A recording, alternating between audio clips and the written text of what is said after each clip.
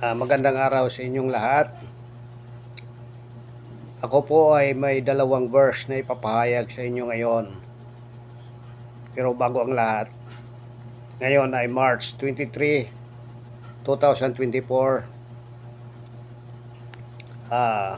araw ng Saturday. Bago ang lahat, mag-pray muna tayo. Father God, you alone are the source of wisdom. My mind is limited and my wish are faulty. Help me to seek you before I speak, so that I may discern truth from folly and speak only what is gracious and right. Guard my mouth against impetuous and unrestrained speech, so that I be not harm myself or other with my words. In Jesus' mighty name, Amen.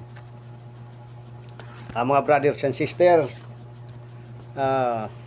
binabati ko kayong lahat saan man makarating ang YouTube na ito.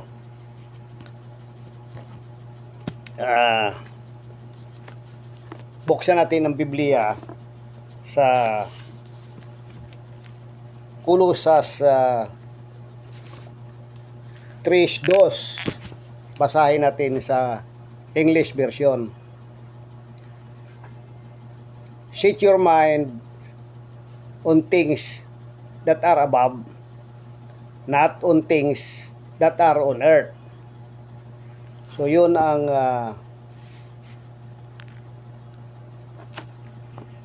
English version sa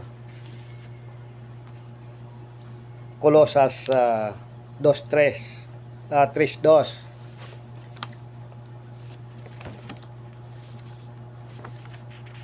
Ang topic natin mga kapatid ay anong mga bagay ang dapat paglaanan ng oras ng mga Kristiyano ayon sa Kolosas 3:2.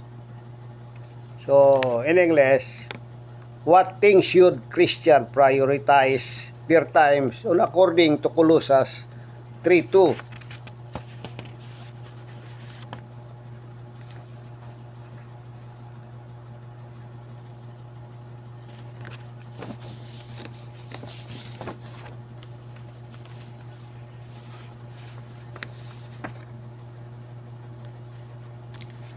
Ang ibig sabihin mga kapatid,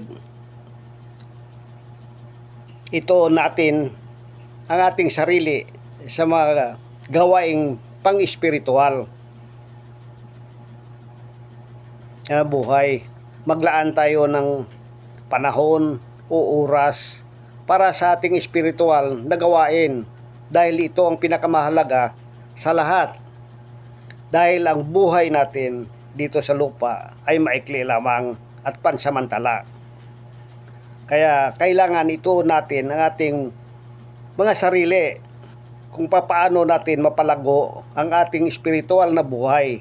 Sa tulong ng banal na espiritu, tayo ay gagabayan niya patungo sa buhay na walang hanggang. Kaya bilang isang Kristiyano na mga alagad ni Kristo Jesus, sumusunod tayo sa kanyang yapak at sumusunod sa kanyang mga aral, at sa tulong ng Espiritu Santo patuloy nating isasabuhay ang ating pananampalataya sa bawat araw ng ating buhay. At huwag tayong umayon o mahuhumaling sa mga makamundong mga bagay o gawain dito sa lupa. Hindi ito nakakatulong para sa paglago sa ating espiritual na buhay. Bagkus ito ay nakakasira sa ating espiritual na buhay.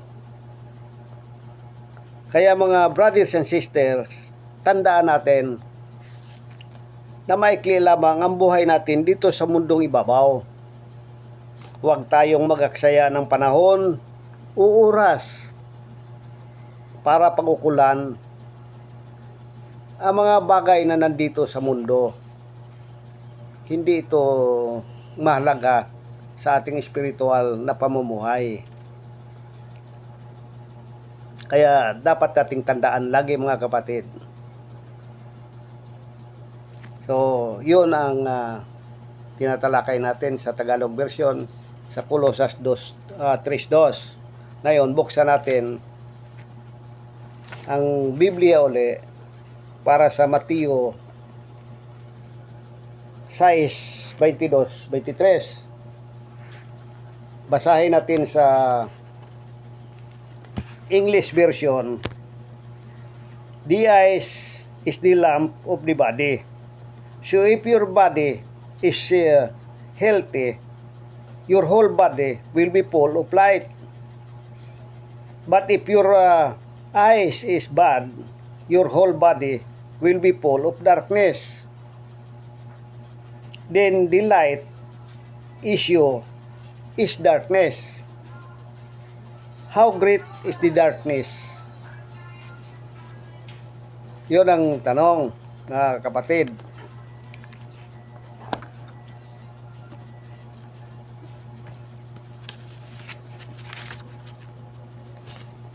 Ngayon, basahin natin sa Tagalog version.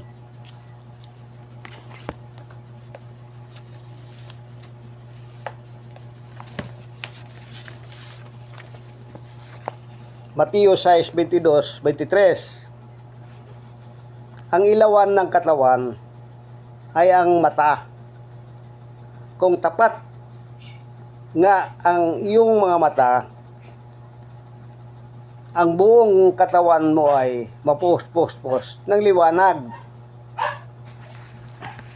Datapwat, kung masama ang iyong mata, ang buong katawan mo ay mapupuspos ng kadiliman. Kaya't kung ang ilaw na sumasayo ay kadiliman, gaano kaya kalaki ang kadiliman? Yun ang sinasabi sa Tagalog version. So ang topic natin dito, bakit mahalaga sa mga Kristiyano na maging mapanuri sa mga pinapanood at pinaglalaanan ng oras ayon sa Mateo 6:22-23. Sa English, what is important for the Christian to be discerning about what they watch and how they spend their time according to Mateo 6:22-23. So, ibig sabihin dito mga kapatid, kailangan maging mapanuri tayo sa ating mga nakikita o tinitingnan, dahil kung ano ang ating mga nakikita ay may malaking epekto sa ating ating sarili, sapagkat kung ang mga nakikita ng iyong mga mata ay puno ng kalaswaan at karahasan, ay mababalo tayo ng takot at kawalan ng tiwala sa bawat isa. Kaya kailangan maging mapanuri at matalino tayo sa pagpili ng ating mga pinapanood at tinitingnan.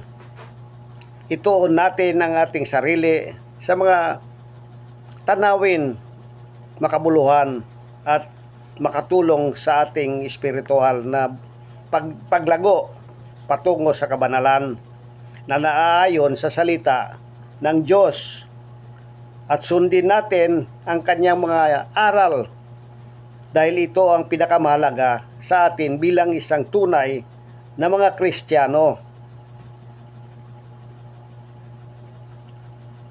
Amen ba mga kapatid, mga brothers and sisters?